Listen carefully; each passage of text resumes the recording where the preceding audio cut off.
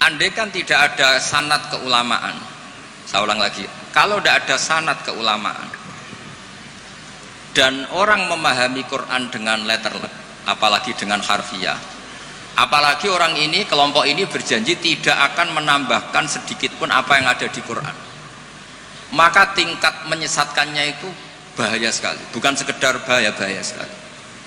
Saya beri contoh, misalnya contoh yang gampang-gampang saja, yang jusnya belum terlalu jauh. Wa antasma'u bainal ukhtaini illa ma qad salaf. Di antaranya kita tidak boleh nikah perempuan, misalnya Anda menikahi Mbak Sri gitu, sekaligus nikahi adiknya. Wa antasma'u bainal ukhtain. Itu jelas di Quran hanya menyebut wa antasma'u bainal ukhtain. Zaman Nabi Sugeng, Nabi itu ya nambahinnya hanya sedikit. Wala bainal mar'ati wa ammatiha wala bainal mar'ati wa kholatiha. Juga enggak boleh kamu nikahi Sri sekaligus nikahi buliknya atau budenya, baik dari bapak maupun bulik dari ibu. Berarti yang disebut Quran hanya bainal ukhtain, yang disebut hadis hanya bainal mar'ati wa ammatiha wa kholatiha, hanya dua orang, dua kelompok. Sementara tidak menyebut wala bainal mar'ati wa jaddatiha. Kemudian orang-orang fikih yang muktabar semuanya sepakat tidak boleh nikahi perempuan dan orang yang ada hubungan mahram. Sehingga ada kaidah dua perempuan yang andai kan salah satu itu lelaki kok tidak boleh nikah, maka tidak boleh dinikahi satu lelaki fi nikahin wahid. Artinya kalau ada orang kampanye hanya megang Quran tidak lebih tidak kurang, berarti dia hanya mengharamkan al-jam'u bainal ukhtain. Itu betapa bahayanya dalam Islam. Terus orang nikah Sri dan budenya, orang nikah istri dan mbahnya, mbah dan cucunya, kayak apa bahayanya. Mereka sudah pongah berkampanye tidak boleh menambahkan apa yang ada di Quran. Tapi barokahnya ngaji sama mas saya, termasuk tadi Mbak Hamid ngaji Jamul Jawame, di situ ada kaidah ilmu namanya balaghah. Wala wa antasma'u bainal ukhtain tu mimba bi itlaqil ba'di wa iradatil kul. Jadi atau itlaqul juz wa iradatil kul.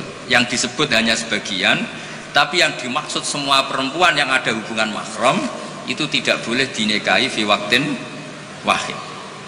Nah, hal seperti itu kan kayak keren, orang kampanye kembali ke Quran, tidak mengurangi dan tidak menambahi. Tapi terus kayak apa bahayanya ketika orang hanya berpegangan wa antasma'u bainal ukhtain. Maka ciri utama ahli sunnah itu maknani Quran dan hadis itu berdasar sanad. Ya seperti yang saya terangkan tadi. Kalau saya misalnya saya ngaji Mbah Mun ngaji Mbah Karim ngaji Syekhona Khalil, Mbah Hamid ngaji Mbah Dimyati, Termas Mbah Dimyati ngaji Mbah Mahfud ngaji Sayyid Abi Bakar Sato, Sohibul Li'anah, beliau ngaji Sayyid Zaini Dahlan. Atau di sini keluarga besar Basidik, kalau pakai buyut-buyut misalnya Basidik ngaji Syekhona Khalil, ketemu di Sayyid Zaini Dahlan, terus sampai Syekh Utsman Ad-Dimyati sampai Rasulullah Shallallahu Alaihi Wasallam. Nah, pemanaan ini penting. Lafadz itu nggak boleh mengikat. Makanya kata Ibnu Hajar Al-Asqalani, jika Anda terikat oleh lafadz, orang basuh wajah tidak sempurna itu nggak apa-apa, tangan yang nggak sempurna nggak apa-apa, karena yang ada itu wailun lil aqabi minan nar. Basuh polok yang tidak sempurna diancam Nabi itu neraka, tapi Nabi tidak ngendikan wailun lil yad minan nar, wailun lil wajhi minan nar. Nah, ini kalau di usul fikih disebut mimba biwaqi'ati ainin, karena yang wudu itu salahnya dibasuh tungkat tumit ya. Ya, ada orang wudhu yang lupa tumitnya enggak kebasuh. Karena kejadiannya seperti itu, Nabi ngendikan wailun lil aqab minan nar. Apa tidak well juga ketika orang tidak membasuh tangannya secara sempurna? Apa tidak well juga ketika orang tidak basuh wajahnya secara sempurna? Kan sama-sama well. Tapi ini tidak disebut Rasulullah Shallallahu Alaihi. Nah, misalnya Anda fanatik, pokoknya saya persis hadis yang wailun hanya lil aqab. Kalau tangan nggak apa-apa, wajah nggak apa-apa. Lu itu gendeng apa goblok? Wes goblok kampanyane, saya berpegangan hadis orisinil kata Pak Idris tadi, asli katanya. Nah, jadi bahayanya baca hadis tanpa ilmu usul fikih kira-kira seperti itu. Ada misalnya tak beri sekian contoh, nak sama paham ya kebangetan. Tadi sudah dua ya. Normalnya 2 itu sudah pinter. Ini terakhir contohnya ketiga. Layak dil qadi wa huwa ghadban. Orang itu tidak boleh bikin keputusan penting, apalagi seorang qadi. Nah, kepengen nyebut Gus Yusuf apalagi wali kota. Ini kemarin sebelum jadi wali kota perjanjian, Gus jenengan wali beneran, saya ingin wali kota saja. Ini keluarga kiai tapi cita-citanya sederhana. Jadi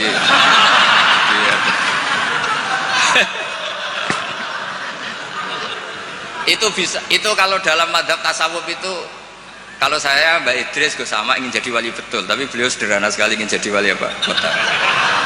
Itu kalau niatnya tawadhu karena nggak ingin nyanyi Mbah Hamid, insya Allah barokah.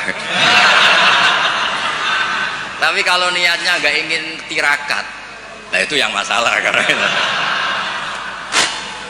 karena ada dua wali besar. Yang satu jadi wali itu karena kelirunya, keliru itu artinya menyalahi a'aliyal umur, bukan keliru maksiat.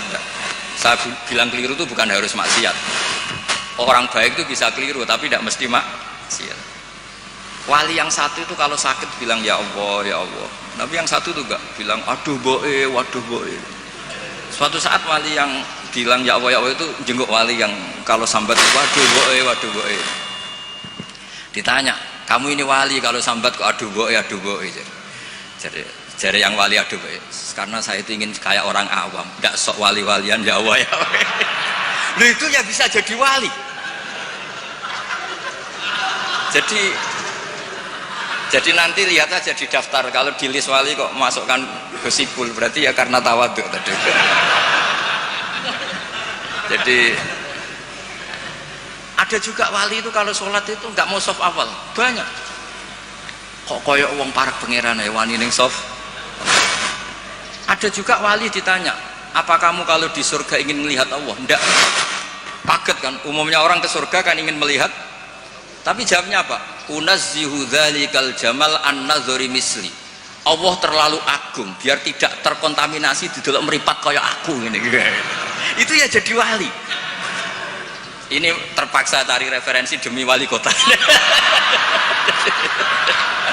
Ini. Jadi makanya saya itu tadi, saya itu narasumber itu penting tidak penting sudah bener. Mergo tawadhu di Rembang sini itu jauh. Gara-gara diteror ini yang manggil Mbah Hamid. Aduh. Ini Pak D Idris, ini Pak D saya, Pak Lek kalau manggil saya itu mesti yang manggil Mbah Hamid gitu. Ya, kalau nelpon mesti gitu. Ini yang manggil Mbah Hamid. Nggih, Mbah.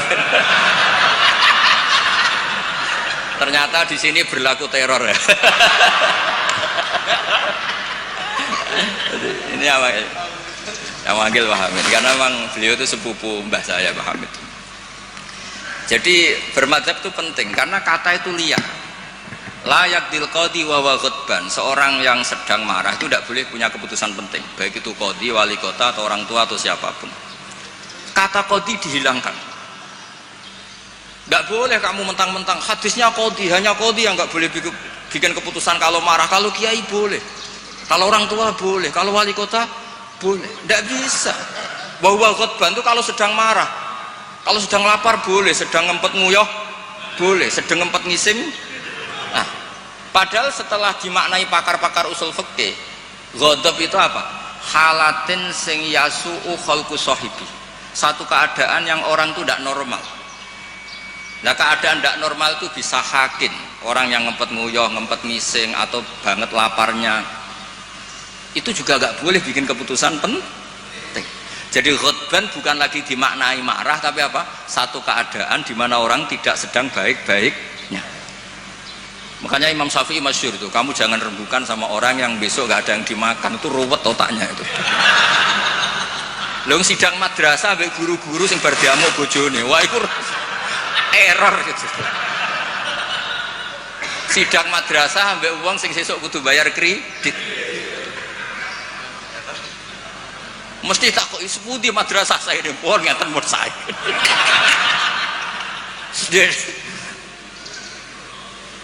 Akhirnya kata ghadban tidak sebagai ghadban. Qadhi juga tidak sebagai qadhi. Fakta sa'a bisa babil fahmu. ijtihad itu menjadikan logika menjadi luas. Nah, orang yang tidak ahli sunnah wal jamaah sidik-sidik hanya kembali ke Quran dan hadis. Betapa bahayanya itu, karena lafadz Quran dan hadis itu bagaimanapun itu lafadz yang pemaknanya bergantung para pakar-pakar usul fikih. Lah usul fikih ini yang ngerti. Ini kalau di balaghah bab ini kalau di ilmu lughat begini. Nah, kira-kira seperti itu madzhab Ahlussunnah wal Jamaah. Makanya saya di sini pernah baca kitab ini berkali-kali, juga ada kajian khusus sama keluarga Gus Hakim, Gus Kikin yang sekarang pengasuh di Tebu Ireng. Saya juga pernah istifadah sama Mbah Mun dan berkali-kali juga pakai kitab Risalah Ahlussunnah wal Jamaah. Kenapa kita harus bermadzhab? Saya beri contoh betapa bahayanya tidak bermadzhab. Misalnya begini, saya beri contoh yang gampang-gampang saja. Sholat itu kan madhep kiblat. Oke, madhep kiblat. Tapi kita tahu madhep kiblat itu apa? Ya mu'dhamus sholat. Karena nanti kalau kena cangkem melek, lah nak sujud madhep di. Untung sama tahu mikir kan. Jadi baru, makanya kadang kiai seneng wong goblok, mungkin nak diterangno ora mikir. Sajane sholat madhep kiblat ya pas ngadeg tok, lah pas rukuk mek sujud. Tapi baru kayak goblok do ora takok. Jadi goblok ku ya penting, mare ngenakno kiai lah. Jadi wong ora kakean. Wong ora kakean kok. Mulane sampean nak takok, kiai ku kok kadang seneng santrine goblok timbang sing pinter. Kowe ora rasane dadi kiai. Ruwet. Karena kena wong pinter iku ya rada repot. Nah, setiap bahasa itu mesti merujuk ke mu'dhamul amri, tema utamanya. Sehingga Nabi kalau ngendikan ya al-hajju arafah. Apa haji itu tidak ada tawaf, apa haji itu tidak ada sa'i, tapi kok Nabi ngendikan al-hajju arafah, ay mu'dhamul haji arafah. Nah, bahasa-bahasa seperti itu andaikan orang nggak ngerti usul fikih terus maknanya al-hajju arafah, sementing wis ning arafah. Nah, iya. Itu kan yo ribet. Jadi intinya itu apapun teks yang Anda baca di Quran dan hadis itu pemaknaannya harus ikut ulama.